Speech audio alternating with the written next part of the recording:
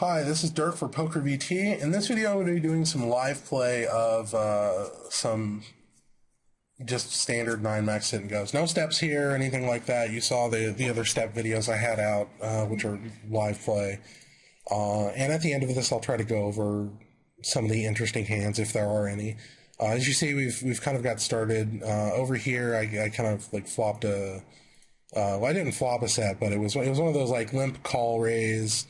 And then it just, flop action was kind of weird, and then on the turn I basically picked up the bottom flush, or bottom, or a weak full house. Not that there really is ever a weak full house, but so I got some chips here, and just, you know, comparing the two tables here, once again I'm using my crappy HUD, my MTT HUD, so it's kind of a little cluttered, and in post-processing they'll, you know, shrink this down, so hopefully it doesn't look like total crap. But this is a little bit easier for me to see anyway. And I haven't played with any of these guys. And just going around here, this Donkey Land guy, I was checking the other games here. Donkey Land was in at least one other game. And these two guys, this OU Football and EL8, were registered for a bunch more. So those are guys we'll at least be a little bit more cognizant of. But it's also like, it's both a good and a bad time to be playing, because one, you're not going to find a lot of regs playing at like 2 in the morning, and two, it's not really a good time to play because there's not a lot of games loading. So we'll kind of be aware of that.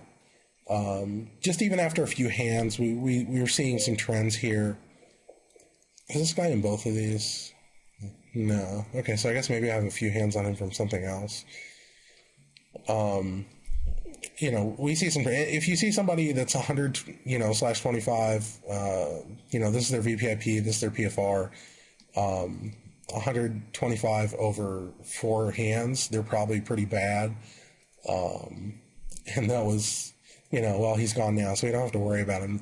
And of course, this guy, you know, like, why would this guy, if you see this hand at Showdown, like, if you're just playing a bunch of tables and happen to catch that this guy showed down a King 5 at 2040, you know, be sure to go back and look at the hand, because nobody should ever wind up with King 5, you know, post flop at 2040. Unless they're in the big blind and it's limp pop, but I think that guy min raised or something. You know, and you see the guy's stats 80-0 over 5 now. Of course, that's terrible. You know, you're not going to make any inferences about this guy who's 0-0 over 5 or this person who's 11-0 over 9. But you will, you can take something away from somebody who's 80-0 over 5. So, and keep in mind that, you know, over here we have a 11 plus 1. This is a 33 plus 3. Not a huge difference in the play quality, I'm going to presume. I mean, there shouldn't be. You know, there weren't like a lot of regs or anything like that, so.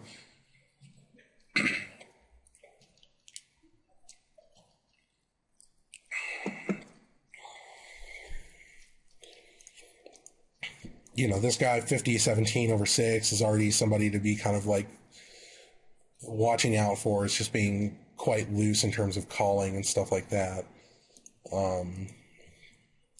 And of course, anytime you're here in a situation like this, and you see somebody with like 30 chips, go back and take a look at their hand here. So maybe we'll take a look here at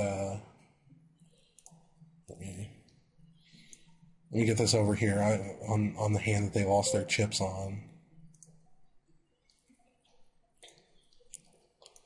So let me bring it up over here. So this is how this went. Get a raise and a call, check call, check call.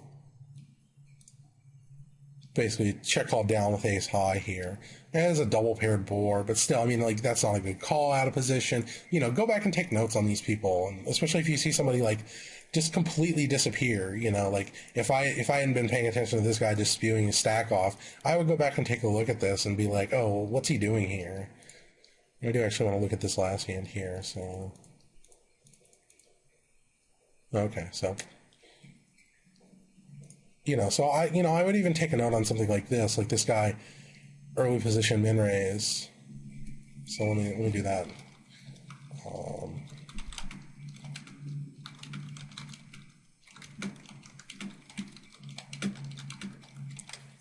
you know, take a note like that. And that's not necessarily like, you know, I do like to color code people. And so I actually will color code him as bad just because he's,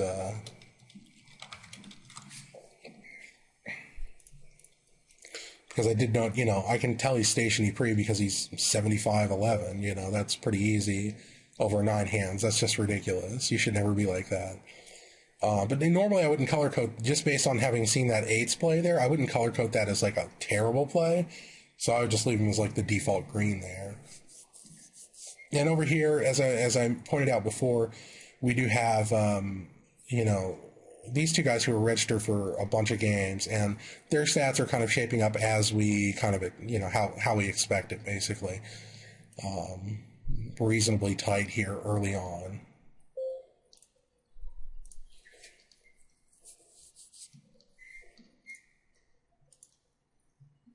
Right, so that's kind of weird.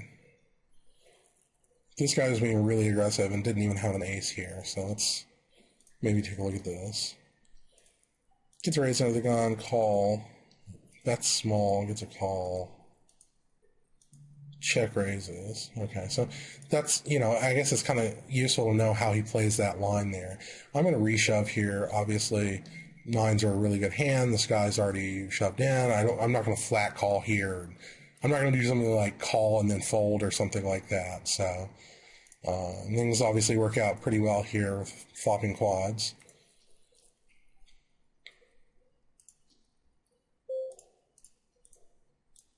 And we'll fold here.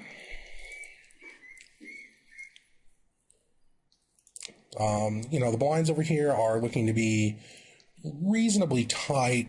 So as the blinds go up here, we'll be stealing quite a bit. Over here, we're probably not going to have much of an opportunity to do a lot of stealing in the mid stages here.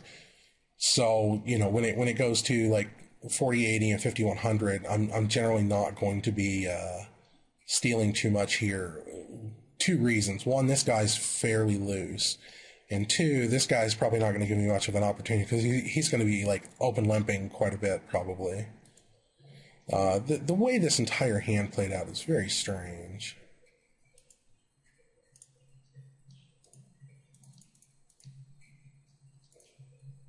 Oops.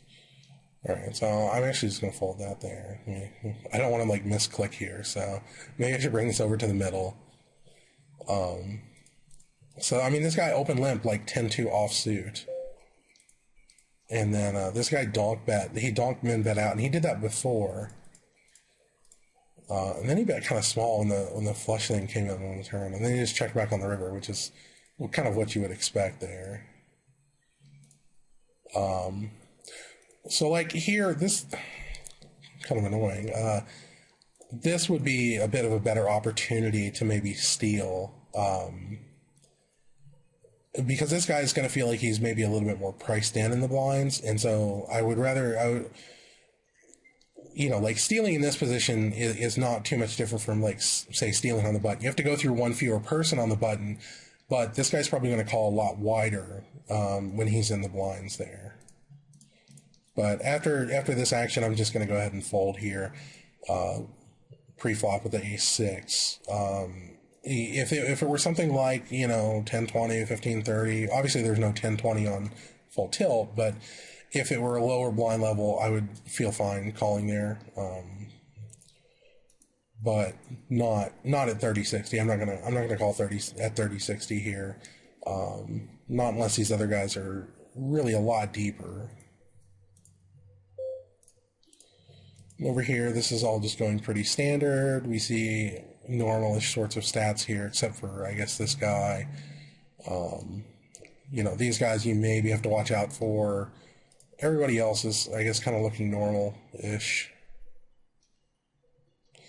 So, I mean, I might even, just having seen these guys registered for other stuff and seeing them have normal sorts of stats here, you know, you might write down that they're regulars or something like that.